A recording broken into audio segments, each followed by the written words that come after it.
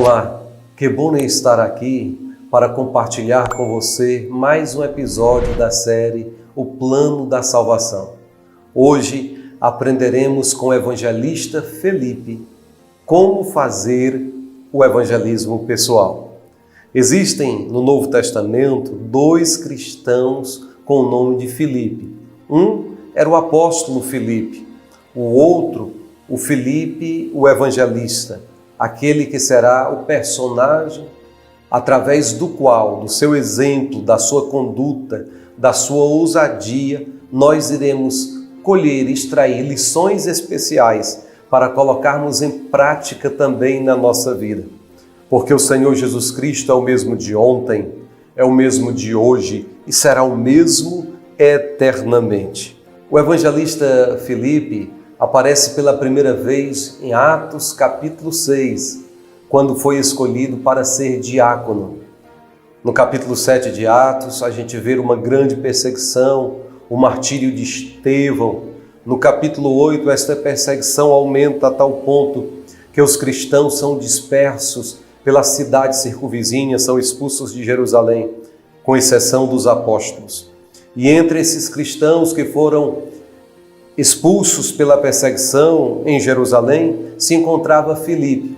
E o texto sagrado diz, no capítulo 8 de Atos, que por onde os cristãos passavam, testemunhavam da salvação preciosa que há em Cristo Jesus.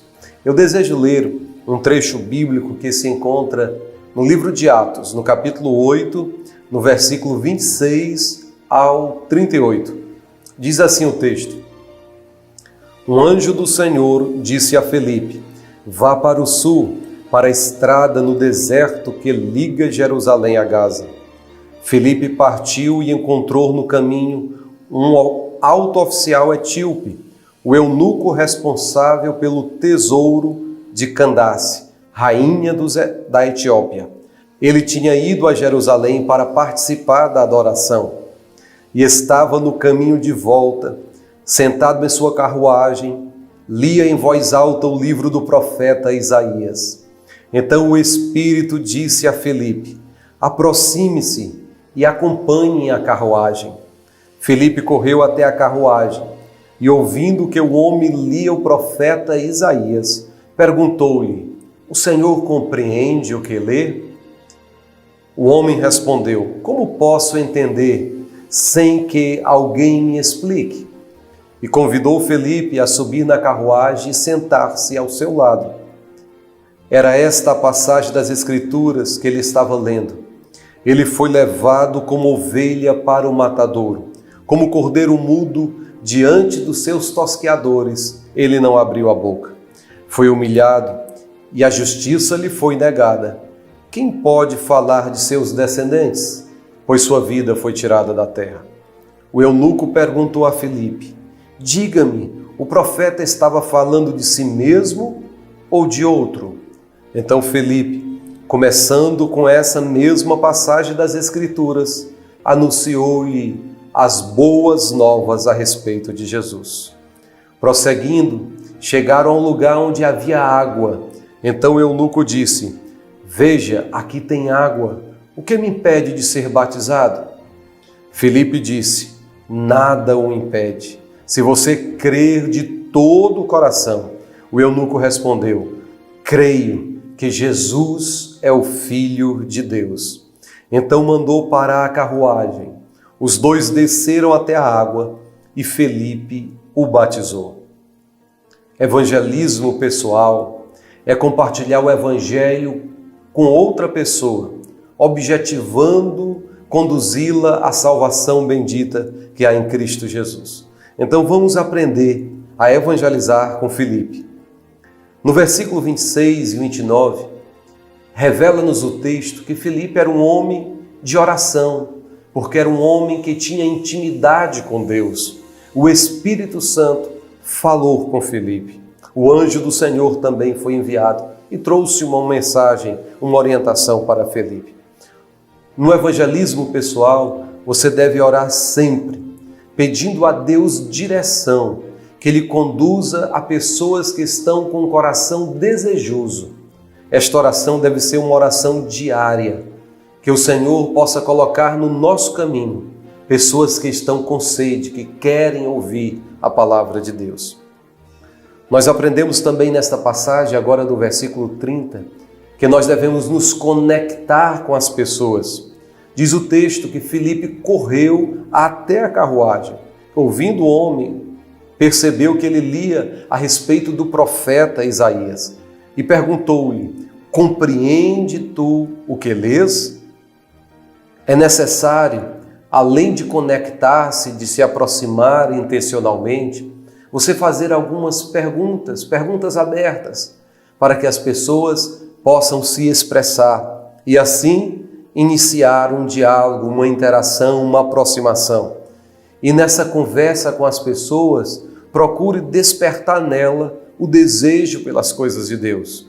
Faça como Jesus. Comece com algo que está em comum no momento entre você e a pessoa. Refiro-me à passagem de Jesus, lá no Evangelho que João escreveu, no capítulo 4, onde Jesus está junto ao poço de Jacó e chega uma mulher e a partir daquela conversa, daquele diálogo, ele transforma aquela conversa em um assunto, em uma conversa espiritual e passa a falar da água viva.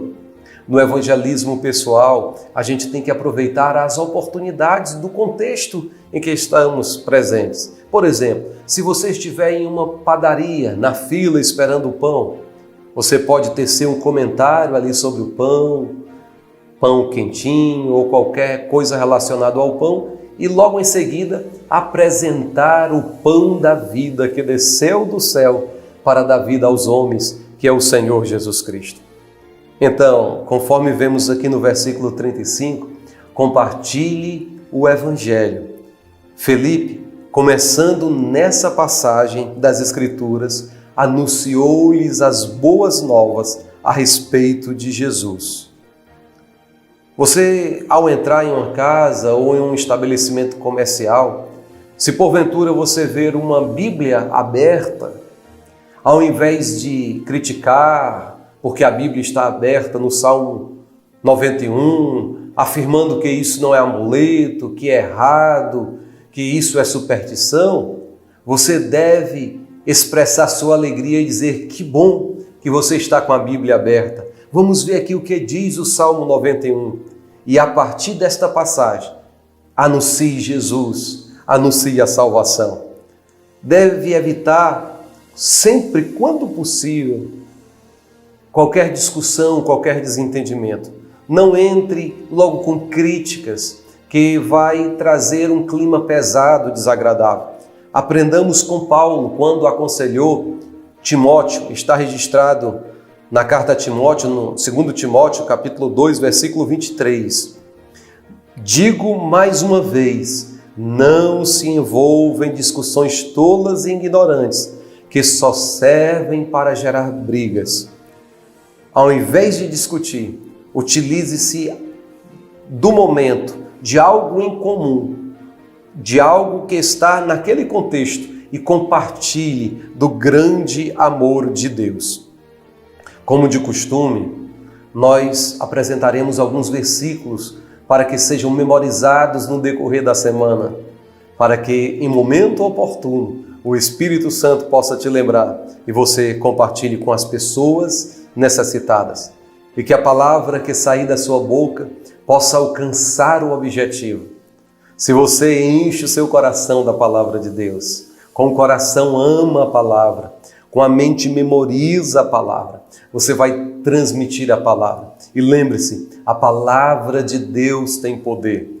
Ela tanto é remédio para curar o que está enfermo, como funciona como uma vacina para proteger, para prevenir o adoecimento. O primeiro versículo, em Romanos 5,12, que fala sobre a queda. Portanto, como por um homem entrou o pecado no mundo, e pelo pecado a morte, assim também a morte passou a todos os homens, por isso que todos pecaram. Uma outra passagem, agora de 2 versículos, em 1 Coríntios, capítulo 15, versículo 3 e 4. Porque primeiramente vos entreguei o que também recebi, que Cristo morreu por nossos pecados, segundo as Escrituras, e que foi sepultado e que ressuscitou ao terceiro dia, segundo as Escrituras. E a última passagem, o terceiro versículo, na verdade o quarto versículo, em 2 Coríntios 5,17, que fala de restauração. Logo, todo aquele que está em Cristo se tornou uma nova criação. A velha vida acabou e uma nova vida teve início. Voltando para o texto de Atos, convide o seu ouvinte para uma decisão. Em Atos 8:36 está escrito: prosseguindo, chegaram a um lugar onde havia água. Então o eunuco disse: veja, aqui tem água, o que me impede de ser batizado? Versículo 37, Felipe responde: nada o impede, se você crê de todo o coração. O eunuco respondeu: creio que Jesus Cristo é o Filho de Deus. Dê uma oportunidade para que as pessoas se decidam por Cristo. Jesus também demandou uma decisão. Em Mateus 4:19 disse-lhes: vinde após mim, e eu vos farei pescadores de homens. Lucas 9:23, e dizia a todos: se alguém quer vir após mim, negue-se a si mesmo e tome cada dia a sua cruz e siga-me. O apóstolo Pedro também demandou uma decisão. Em Atos capítulo 2, versículo 38 está registrado que Pedro respondeu: vocês devem se arrepender para o perdão de seus pecados e cada um deve ser batizado em nome de Jesus Cristo. Então receberão a dádiva do Espírito Santo. Em Atos 3:19 também registra a palavra de Deus. Agora, arrependam-se e voltem-se para Deus, para que seus pecados sejam apagados. O apóstolo Paulo também demandou uma decisão. Está em várias passagens no livro de Atos. É necessário que nós venhamos compreender que levar as pessoas a tomar uma decisão, convidar as pessoas a tomar uma decisão, é respaldado tanto pelo Senhor Jesus como pelos apóstolos. Mas agora quero falar sobre algumas práticas a respeito do evangelismo pessoal, que são importantes. A primeira, eu quero sempre frisar, é uma vida de oração. Tenha uma vida de comunhão com Deus. Um outro conselho, uma outra prática é a respeito da vida de santidade. Viva dignamente, conforme o Senhor Jesus, aquele que nos chamou, anda e caminha. Também amemos como Jesus nos amou. Jesus disse que nisto conhecerão que nós somos seus discípulos, se amarmos uns aos outros como Ele nos amou. Não perca tempo com detalhes, é um outro conselho, conforme 2 Timóteo 2:23, não entre em discussões. Em Atos capítulo 2, 46, 47, tem uma passagem preciosa, que fala a respeito da simpatia que devemos ter para com as pessoas. Diz assim o texto: adoravam juntos no templo diariamente, reuniam-se nos lares para comer e partiam o pão com grande alegria e generosidade, sempre louvando a Deus e desfrutando a simpatia de todo o povo. E a cada dia o Senhor acrescentava aqueles que iam sendo salvos. É bem verdade que por natureza nós não somos simpáticos, não somos gratos, não somos humildes, mas pela graça de Deus, pela presença do Espírito Santo, devemos nos esforçar para sermos simpáticos, para cair na simpatia, na graça de todo o povo, sermos pessoas solícitas, prestativas, devemos conquistar o coração das pessoas, conquistar a mente. É bem verdade que a obra do convencimento é a ação única e exclusiva do Espírito Santo. Mas o corpo de Jesus aqui na terra somos nós, e nós devemos se portar como tal. Evite também mal-entendidos, conforme Provérbios 8:12. Lembre-se de trabalhar em equipe. Marcos 6:7 está escrito: reuniu os 12 e começou a enviá-los de 2 em 2, dando-lhes autoridade para expulsar os espíritos impuros. Devemos caminhar de 2 em 2. Seja fiel também à Bíblia Sagrada. Em Romanos, no capítulo 1, no versículo 16, está escrito: pois não me envergonho das boas novas a respeito de Cristo, que são o poder de Deus em ação para salvar todos os que creem, primeiro os judeus e também os gentios. Manifeste o poder de Deus. Mateus capítulo 10, versículos 7 e 8. Vão e anunciem o reino dos céus, pois está próximo. Curem os doentes, ressuscitem os mortos, purifiquem os leprosos e expulsem os demônios. Deem de graça, pois também de graça vocês receberam. E ouçam o Espírito Santo, conforme está em Atos capítulo 8, versículo 29. Sempre peça ao Senhor, Jesus, que eu direcione as pessoas que estão preparadas, que estão abertas, que estão sensíveis ao toque divino, sensíveis à apresentação do Evangelho. Peça ao Senhor que coloque estas pessoas no seu caminho. Todos os dias devemos fazer esta oração. Que o Senhor coloque e você verá que Deus vai criar circunstâncias para que você possa compartilhar do amor do Salvador. Eu quero concluir encorajando-o a utilizar um dos melhores métodos de apresentação, que é o testemunho pessoal do que Deus fez, de como o Senhor transformou a sua vida. Todos os cristãos têm uma história para contar. E além do mais, as pessoas gostam de ouvir história a respeito dos outros. Apresente o seu testemunho de uma forma resumida, articulada. Fale da sua jornada de fé, porque isso tem um efeito poderoso na vida dos ouvintes. E será algo difícil de questionar se a sua vida condiz com a sua fala. Se você exala o bom perfume de Jesus, se você possui o caráter de Jesus, se você norteia a sua conduta pelos princípios bíblicos, pelos valores cristãos. Fazendo assim, as pessoas sentirão curiosidade e desejo de saber o que está por trás dessa transformação. E aí sim, estarão abertas para o Evangelho. Eu quero dar um exemplo de como apresentar o Evangelho a respeito, falando sobre o seu próprio testemunho, dando o meu testemunho para servir de referência. Quando eu era jovem, eu busquei, como todos os jovens buscam, satisfação, prazer, alegria, nos prazeres pecaminosos que o mundo oferece. Eu procurei preencher o vazio que havia no meu interior.